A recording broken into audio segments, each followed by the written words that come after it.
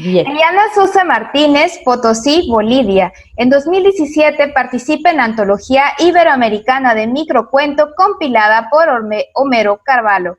En julio de 2018 publica su primer libro de cuentos, Seres sin sombra. En julio, junto a la editorial Soy Libre, publica antología de cuento de terror Macabro Festín. En 2019, junto a Ramiro Jordán, publica el libro de microficción y poesía Encuentros y Desencuentros. Es parte de la antología de escritoras bolivianas contemporáneas compiladas por Rosemarie Caballero Vega, Amalia Decker y Marcia Batista Ramos. También de Nocturnalia, antología de cuentos iberoamericanos compilada por Walter Saravia y Herejes, cuentos de terror navideño, editada por Historias Pulp España. Participa del Encuentro Internacional de Microficción de la Feria del Libro en Santa Cruz por 2 años consecutivos y en agosto a la de La Paz. Es colaboradora de la revista literaria Letras Itinerantes de Colombia. Sus cuentos fueron publicados en España, México, Argentina, Chile, Perú, Colombia y Costa Rica. En el 2019 gana el tercer lugar del concurso de cuentos Empoderando a Orange de la Embajada Norteamericana en Bolivia. Una semblanza impresionante, querida Eliana, y quisiera saber cómo fueron tus inicios en la literatura. Yo estudié comunicación social aquí en Sucre y tuve una docente hermosísima, una docente apasionada por la literatura que nos hizo enamorar de ella muy rápidamente, a pesar de que yo no había leído mucho en colegio. En mi casa no teníamos mucho el hábito de leer, así que en la universidad recién es que me puse a leer seriamente literatura, entre algunos cursos que hubieron aquí en la ciudad. Y bueno, al decir verdad, a finales de la universidad es que me animé un poco a escribir, pero realmente creía que no valía la pena lo que escribía. Así que lo dejé durante muchísimos años y recién en el 2017 que tuve mi segundo bebé y dejé de trabajar, pues dije, voy a retomar esto de la escritura con el tema de las redes sociales. Habían unas convocatorias bárbaras de todo tipo y la mayoría eran con 200 palabras y te daban una palabra o un tema para que puedas escribir. Empecé a hacerlo, empecé a escribir y superé mi miedo. Conocí a Homero Carvalho, bueno, lo conocía ya desde antes, pero no mucho, pero me animé a enviarle mis micros, ¿no? Que no sabía en ese entonces tampoco que eran micros, pero me animé a enviarle y me dijo, me gustan, están bien, tiene madera. Además que los vamos a incluir en una antología. Me quedé loca, sí. Le dije que claro que sí, por supuesto que sí. Entonces empezamos a conversar con él sobre literatura, sobre especialmente los escritos, y un día tuve la suerte que vino aquí a Sucre, porque él vive en Santa Cruz, en otra ciudad, y pude darle un manuscrito de varios cuentos y le encantaron. Y es que así me animó a publicar mi primer libro y a participar del primer encuentro de microficción en Santa Cruz. Y a partir de ahí no he parado porque me he dado cuenta que este es mi gran sueño. Cuando él me dice que estaba organizando esta antología de microficción iberoamericana en la que iba a incluir mis textos. Entonces recibo yo la antología que era virtual y veo pues que son cientos de personas que están escribiendo microficción, ¿no? Cuentos pequeñitos. Entonces ahí me empiezo a fijar los nombres de autores, Patricia Nacelo, estaba en esa antología, y así otros escritores. Entonces los empiezo a buscar en el Facebook y les empiezo a pedir amistad. Y de ahí los empiezo a seguir y me voy empapando en lo que era la microficción. En el primer encuentro todavía no tenía una idea clara de lo que era, pero vino Ronnie, comentaba así en nuestras conversaciones sobre la microficción, microrelato y todo el tema de que no se ponen de acuerdo para el nombre. Entonces aprendí mucho en ese encuentro y ahí es donde caigo en cuenta que es un género que está pues en desarrollo y que a pesar de eso tiene muchísima historia atrás, ¿no?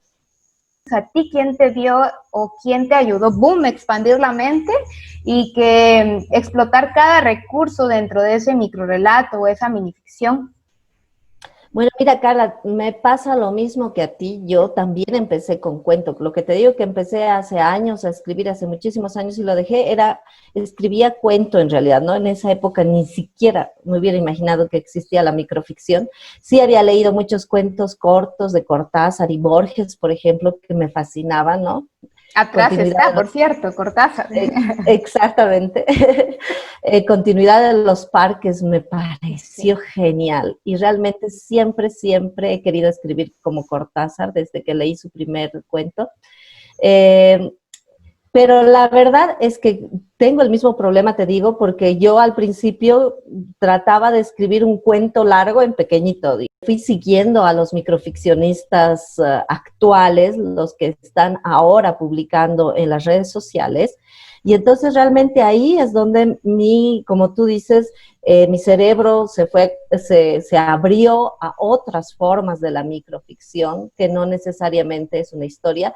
Lo que sí me sigue gustando contar una historia, ¿no? Pero el tema y el detalle es de qué formas diferentes y atractivas hacerlo. Cada uno de ustedes, tú, Carla, Alberto, Patricia Nacelo, que me encantó desde la primera vez que leí sus textos, ¿no?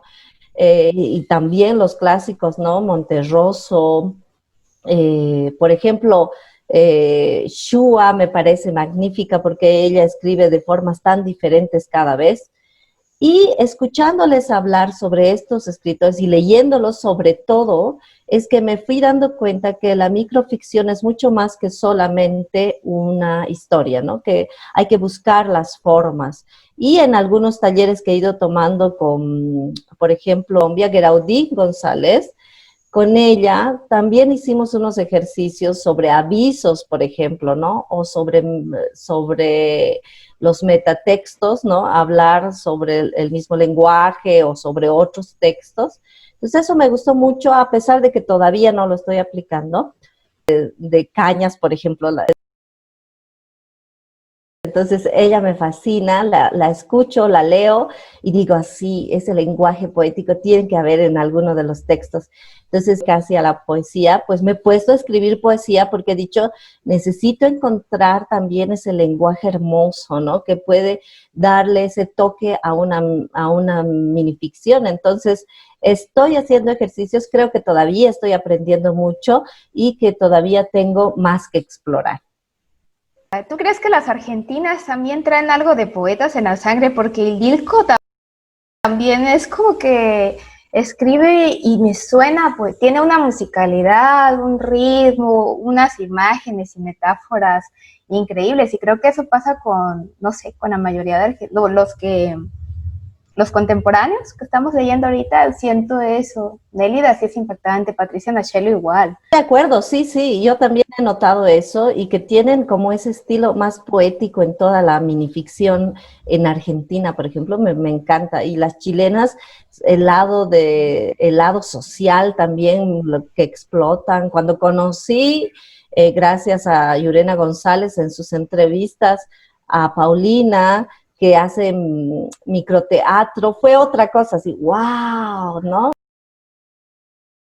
Y recientemente he leído varios microteatros que me han encantado y quiero escribir también, me voy a animar a escribir microteatro porque me parece fascinante. Cantó también Fran Rodríguez Aguilera, Señoritas Imposibles. Entonces, igual esa fuerza. Lorena Díaz Mesa, ella de pronto deposita su fe en los piratas y no tanto como las demás personas en rezar, porque va al hospital y pues hay gente que está muriendo, ¿no? Va afuera y les están arrancando cosas. y ella cree en los piratas, que son todas aquellas personas, yo así lo percibo, todas aquellas personas que se manifestaron durante este periodo de levantamiento que hubo el año pasado, todavía a finales, y que empezaron a perder los ojitos. Maravilloso, sí, ¿no? Y creo que debe ser uno de los libros más interesantes sobre ese tema, escrito de manera tan simbólica, tan metafórica y tan poética como tú dices. ¿Cuál es el libro o qué libros te han gustado más de microrrelato, minificción? Muchos, muchos libros. Yo creo que las antologías son una de las que realmente me gusta mucho porque en las antologías uno puede conocer a muchos autores al mismo tiempo y conocer un poco de cómo escriben, ¿no? Entonces, las antologías, esta iberoamericana que sacó Homero Carvalho me gustó mucho porque conocí a muchos autores de varios países, no solamente Latinoamérica, sino también de Europa, ¿no? Y debo decir que soy muy fanática de Homero Carvalho también, que trato de impregnarme, digamos, o trato de emular de alguna forma, porque admiro mucho cómo escribe, ¿no? Me gusta mucho Patricia Nacelo. En alguno de los microcuentos he llorado, realmente me encanta cómo escribe, ¿no? También me gusta mucho cómo escribes tú, Alberto. También Alberto, ay, me olvido los apellidos. Alberto ¿Sánchez Argüello? Sánchez Argüello. También me gusta mucho cómo escribe, porque siempre le da un toque diferente. Alberto Chimal también me gusta mucho, a pesar de que no tengo ningún libro completo de él, lo sigo por Twitter y me encanta el trabajo que realiza, porque también me parece que no solamente en microficción, sino también en cuento, él busca unas formas bien frescas de jugar con el lenguaje y eso me gusta muchísimo. ¿Por qué crees que los minificcionistas son tan generosos? Esta camaradería, siento yo mucho compañerismo, el compartir también lo que estás leyendo. Hay algo. Que cada vez que yo escuchaba y conversaba, por ejemplo, conversamos mucho con Luis Ignacio Muñoz, el director de Letras Itinerantes, y él siempre me dice, ¿no? Porque él tiene ya mucha experiencia, no solamente en microficción, sino también en poesía. Y él me decía, los poetas no son así. Los poetas no se reúnen, no se apoyan, no trabajan juntos. En cambio, la microficción es así. Y realmente será que yo entré a este espacio sin conocer, sin tener otra experiencia de otro género, que me ha parecido tan natural que todos sean tan generosos, tan amables, que te apoyen, que te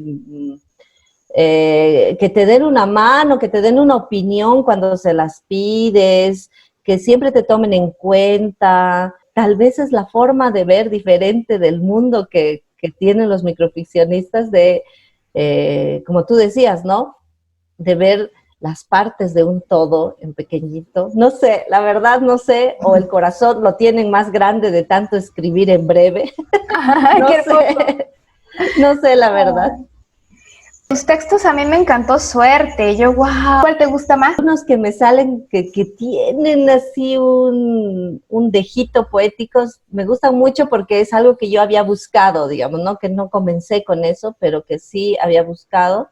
Te busqué justamente, que es uno de los micros que más ha gustado. Y hay uno que me encanta, que llega al corazón de la gente, que es La magia de mi madre, que se les queda grabado en la mente de la gente y creo que es muy... Y además es bastante personal esto de La magia de mi madre, porque cuando lo escribí pensé realmente en mi mamá y todo el trabajo y todas las cosas que le pasaron, porque a veces uno es un poco duro con los padres, ¿no?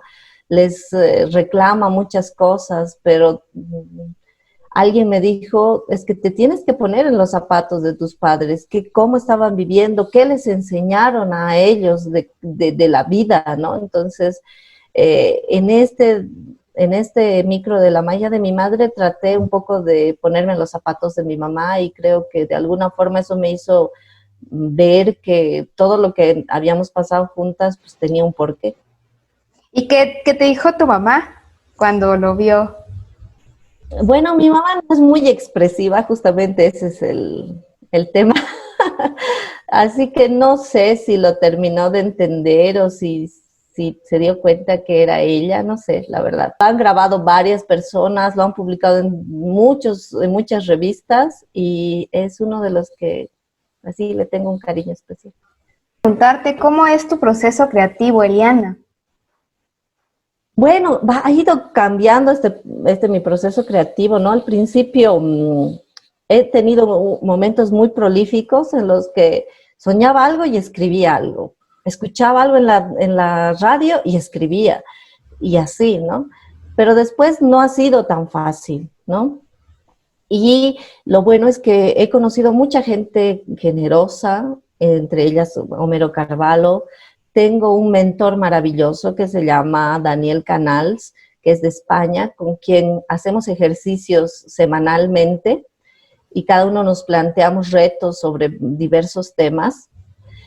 Con Luis Ignacio Muñoz trabajamos y tratamos de participar en cuanta convocatoria se dé sobre cualquier tema.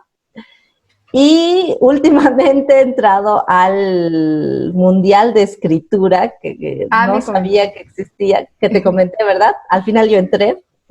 Y muy interesante porque diariamente nos hacían escribir un texto de 550 palabras mínimamente y que te daban además cada día un escritor reconocido, te daba como una consigna para que tú puedas hacer. Entonces, he tratado de que mi cerebro trabaje de esa manera, ¿no? Pero las veces que, digamos, no he tenido una consigna de una convocatoria o de lo que fuese que estaba haciendo, me ha pasado una cosa muy linda, me pasan cosas muy lindas de que me ronda la mente una frase inicial. Me ronda la mente, sigue y sigue tocando, golpeando, molestando, hasta que escribo esa frase en la computadora y van haciendo el microrrelato o un cuento tal vez sobre la base de esa frase, ¿no? Y bueno,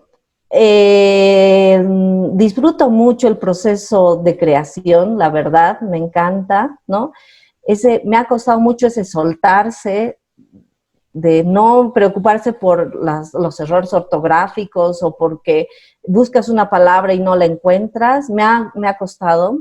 He leído mucho al respecto y creo que he logrado soltarme, dejar que fluya todo así tal como viene y después recién tener otro proceso de edición, ¿no? En otro momento también, que no es en ese mismo momento. Y es el que me cuesta mucho más todavía, ¿no? Y el que no lo disfruto tanto, pero que es necesario y que lo hago después de un tiempo también. Me he dado cuenta que funciona mejor cuando dejo que marine, que pase ese primer borrador, digamos, que se consigue en el momento de creación, y lo dejo para después retomarlo y verlo con ojos más objetivos también, porque uno cree que lo que ha escrito es maravilloso, pero después al leerlo con ojos más objetivos se da cuenta que tiene mucho que limar y mucho que quitar y mucho que mejorar. Entonces, más o menos creo que ese es mi proceso creativo. ¿O pretendes que cada propuesta sea como que algo totalmente distinto a la anterior? Bueno, la verdad es que te debo ser sincera, nunca bueno, sí, la verdad. Bueno, tal vez con el segundo libro que trabajamos con Ramiro, tal vez ahí fui consciente de decir, porque está dividido en dos partes, mira, este es una parte que es encuentros, le das la vuelta al libro y es desencuentros, ¿ya? Entonces, en esta primera parte que es encuentros, está la poesía de Ramiro. En realidad, bueno, está primero una imagen, no sé si se ve bien. Sí, preciosa. Una ilustración de Gonzalo Llanos, que es un ilustrador boliviano. Viene una poesía de Ramiro, ¿no?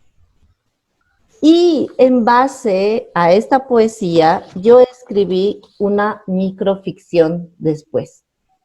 Y en el otro es al revés, está una ilustración está una microficción mía y después está una poesía que se inspiró en esa microficción Ramiro. Entonces, como te digo, creo que en este único libro fue cuando me puse a escribir para este proyecto, para este libro, ¿no? En el primer libro, que es Seres sin Sombra, que es un libro que tiene cuento y microficción, no es solo de microficción. La verdad es que reuní todo lo que había escrito y recién pensé en el proyecto de un libro. Y ahora que estoy con 2 proyectos, en realidad no escribí para esos proyectos, sino que también estoy reuniendo, buscando un hilo conductor y una temática que los pueda reunir, ¿no? Pero al revés, te das cuenta, escribí y recién los estoy reuniendo para un proyecto.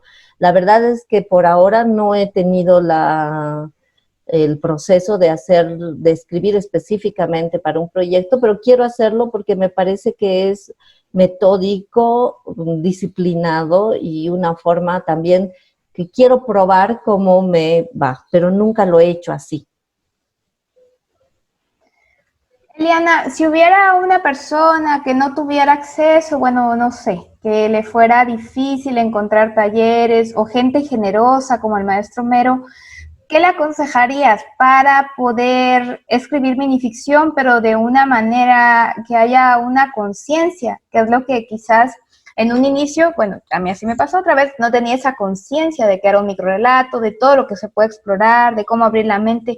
¿Cuál sería ese consejo? Que tuviera, bueno, pongamos todas las carencias del mundo, que le costara acceder al internet, que no hubiera maestros, bibliotecas. ¿Cuál sería ese consejo de parte de Eliana?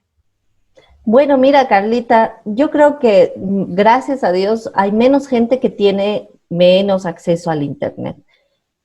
La verdad, sí, en muchas ciudades pequeñas no hay espacios donde puedas aprender, no hay talleres presenciales, ni tampoco personas que escriban este género que te puedan guiar y enseñar, ¿no? Pero yo creo que es fundamental el internet, porque en el internet puedes encontrar todo. Si buscas en YouTube, hay increíblemente un montón de videos. Está Violeta Rojo, la he visto en varios videos de YouTube. Tenemos, por ejemplo, recientemente en Lima Lee ha sacado estos talleres gratuitos de Ronnie Vázquez, ¿no? La queridísima Paola Tena, que en sus redes sociales y en YouTube también ha sacado sus videos de cuáles son los aspectos, las características de la microficción. Yo pude pasar, como te comentaba, talleres con Gueraudí, que fue gratuito por una universidad, no recuerdo cuál universidad, creo que fue en Colombia, la universidad. Paola Tena también ahora de una universidad en España está dando un taller gratuito también del que soy parte, de microficción. Entonces, yo creo que es fundamental la tecnología porque esta es la que nos está acercando a escritores tan magníficos y tan generosos como ellos, que tienen, y tienes ahí la posibilidad de tener talleres que nunca hubieras soñado antes, ¿no? Y si no, pues buscar leer microficción, leer lo más posible de microficción si no tienes internet, irte a una biblioteca y ahí buscar microficción. Yo espero que en muchas bibliotecas de algunas ciudades puedan encontrar, sí, libros de microficción y pues ahí nutrirte y ver las posibilidades que tú dices que, mira que nos ha pasado a ambas, de no conocer todas estas características de la microficción y simplemente leyendo. Esa es la forma en la que uno se nutre también de estas formas que no las conoce al principio, tal vez. Ya. Gracias. Bueno, esta es una microficción un poco larguita, pero me gusta mucho porque tiene una característica diferente. Se llama El Regalo y va en forma de carta. Dice, para René de Gaby. Te dejo el último regalo. Sé que no es tu cumpleaños, ni siquiera nuestro aniversario, y probablemente ni siquiera te guste lo que encuentres dentro de la caja. Pero estoy segura que lo más importante de este obsequio es esta nota. Perdona por no decírtelo de frente, pero me conoces y sabes que soy una cobarde sin remedio. No me arrepiento de haberte amado y de entregarte todo lo que fui y tenía. Miles de besos, 1.000.000 de ilusiones, toda mi pasión. Lo malo es que todo esto venía junto a un sinfín de defectos, caprichos, enojos, obsesiones. Como tú también viniste así a mi vida. Una lástima que no hayamos podido aceptarnos como éramos. Todo aquello te lo perdono. Incluso lo hice antes de escribir esta nota. Lo que no me perdono es haberme olvidado de mí misma por amarte y que tú lo hayas aceptado tan bien, como si esa fuera la mejor forma de hacerlo. Como cuando ni siquiera podía leer un libro que yo escogiera porque a ti te parecía estúpido. Por eso ahora empiezo a reconocerme y amarme, valorar lo que soy y lo que tengo. Leo mis libros preferidos sin sentirme menos. Tengo amigos y hago lo que realmente quiero. Me costó mucho superar lo que creí que era nuestro amor, pero lo estoy logrando. Por ahora te dejo este último regalo. Tuve la tentación de nunca entregarte esto, pero debo hacerlo. Estoy segura que encontraré de nuevo el amor, pero primero quiero afianzar ese sentimiento conmigo misma y disfrutar de esta soledad que se siente tan exquisita después de haber estado contigo. Postdata.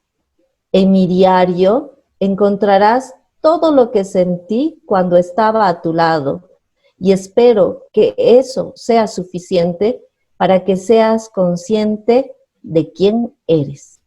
La verdad es que tal vez yo no lo viví, pero lo escucho todos los días, Carla. Todos los días que hay mujeres que no pueden ser ellas mismas porque su pareja no les deja.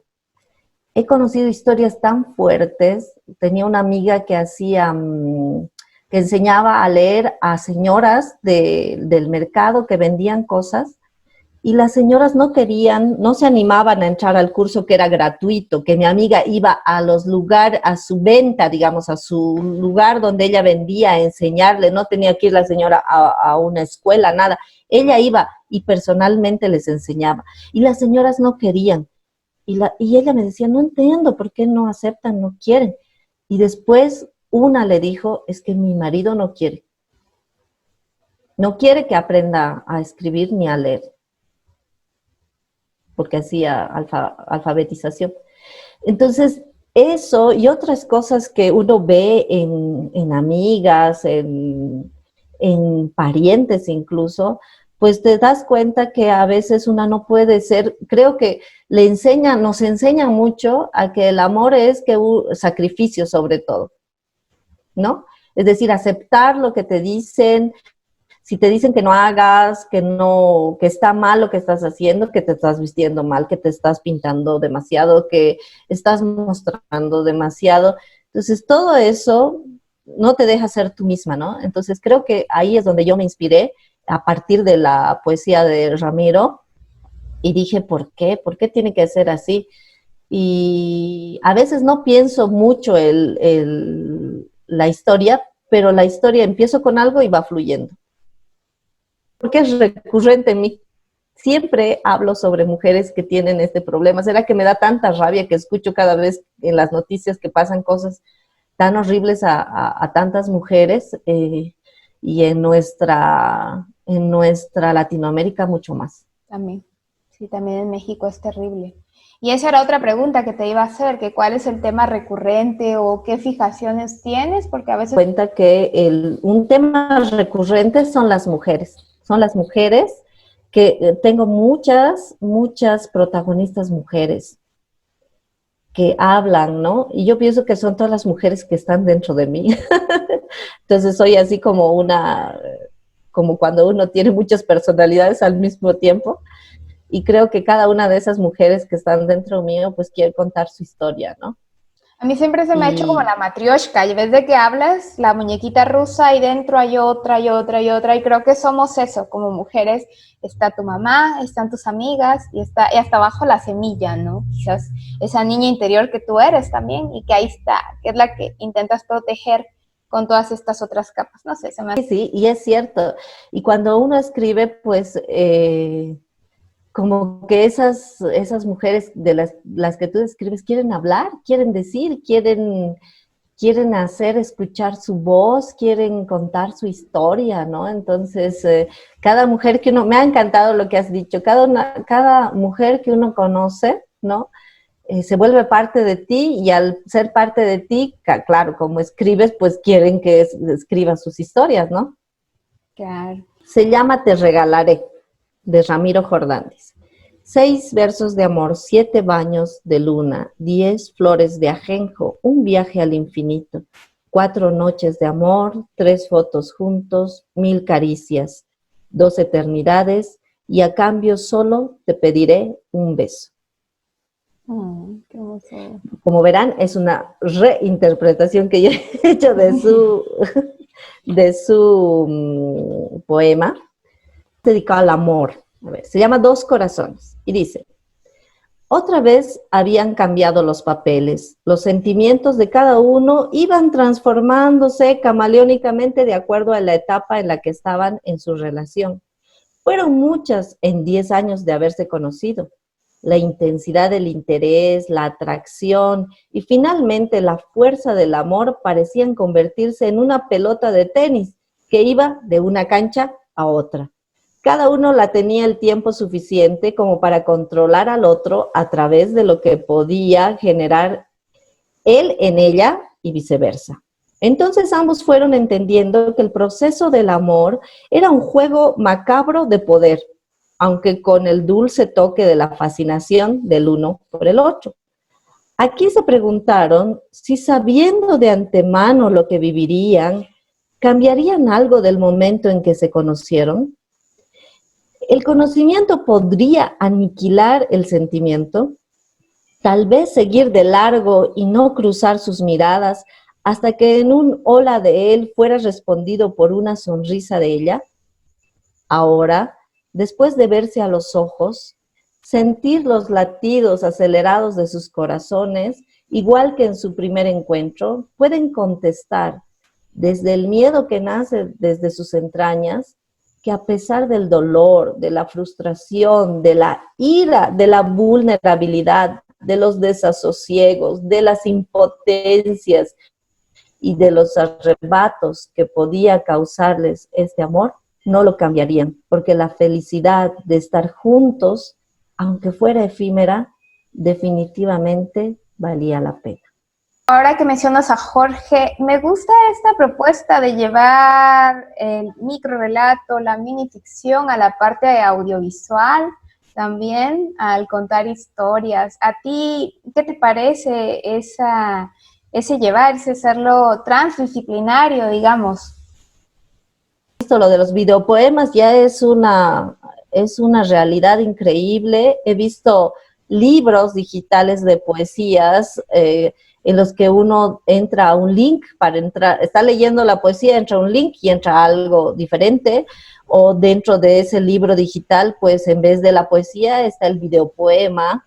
Entonces me parece que la tecnología está entrando de lleno a lo que es la literatura y en ese sentido también nosotros, los que escribimos, tenemos que animarnos a nuevas cosas, ¿no?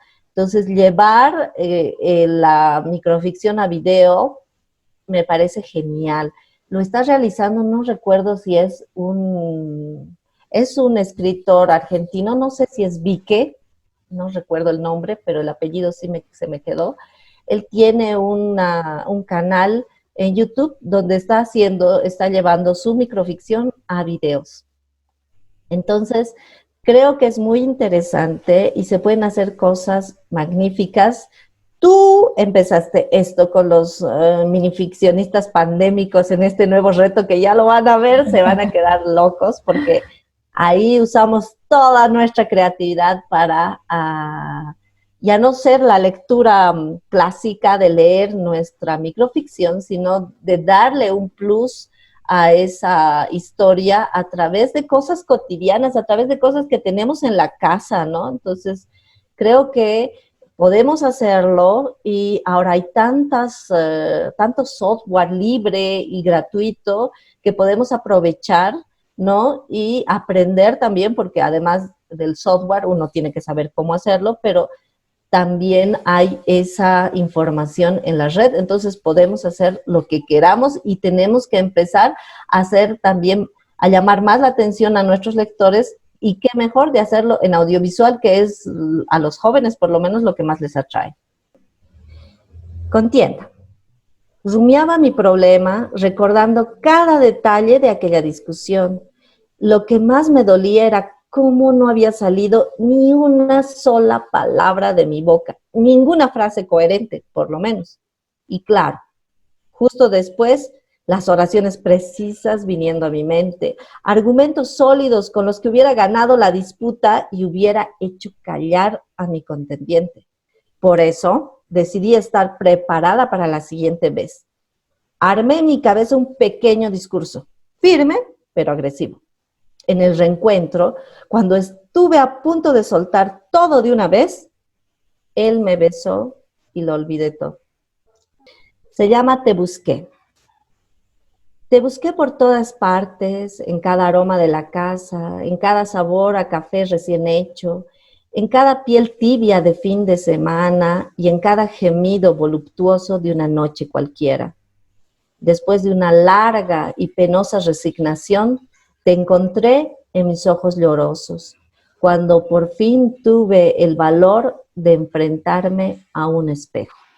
Diana, me ha dado mucho gusto en lo que buscas verte en microtextualidades, por ejemplo, te seleccionaron minificciones en Coyolxauhqui, o sea, dices busco convocatorias, pero yo veo que quedas en todas casi, o en la gran mayoría. En la gran mayoría, gracias a Dios, pero sí,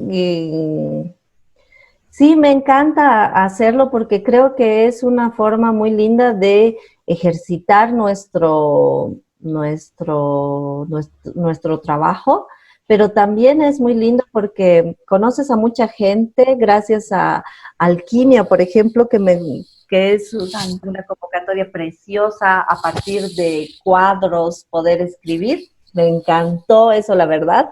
Y conoces a gente maravillosa como Carmen Dorado, que es la encargada de esta página y de estas convocatorias. Entonces es muy, muy lindo. Conocí a gente del Perú en muchas convocatorias, porque no te conté que yo empecé con microficción de terror y horror.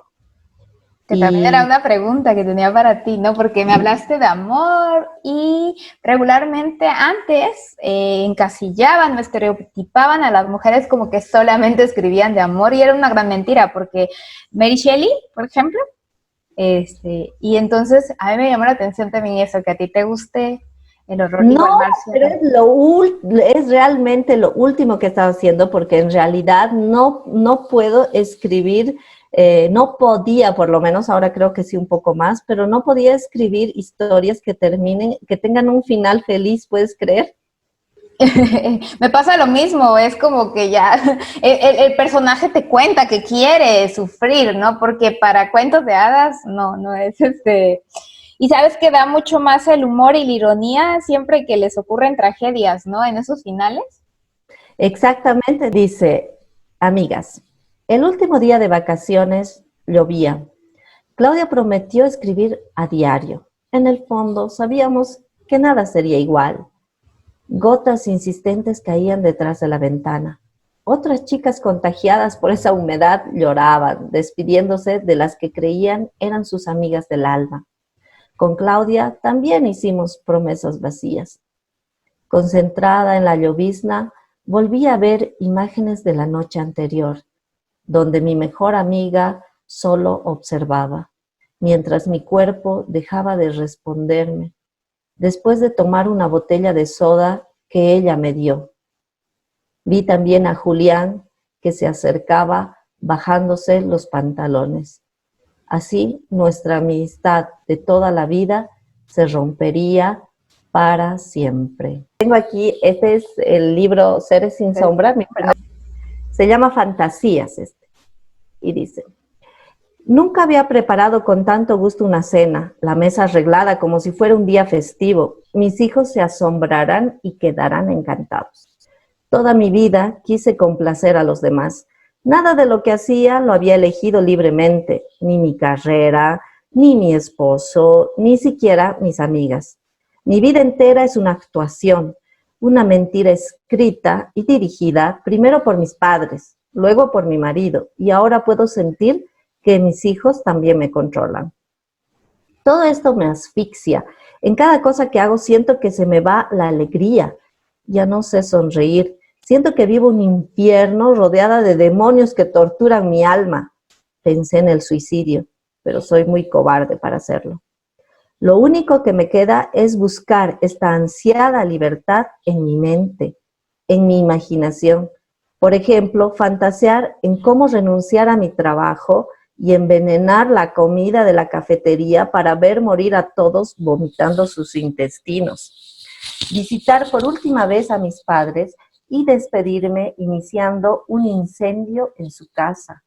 Finalmente, asesinar a mi marido, despedazándolo y preparando de su carne y con mucho gusto una rica cena.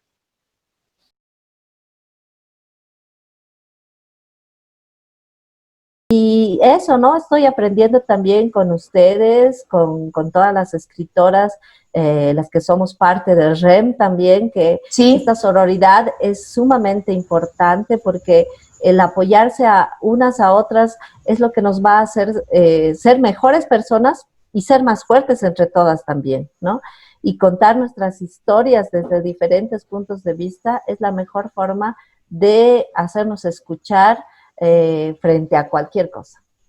Recibí la invitación de Yurena González después de la entrevista que me hizo y yo feliz porque me parece que esa unión que he admirado a través de estas entrevistas que hace Yurena de las escritoras chilenas me pareció genial, ¿no? O sea, todo ese movimiento que tienen, no solamente como escritoras a nivel nacional, sino en otros espacios sobre microficción de temas negros y eso me pareció genial.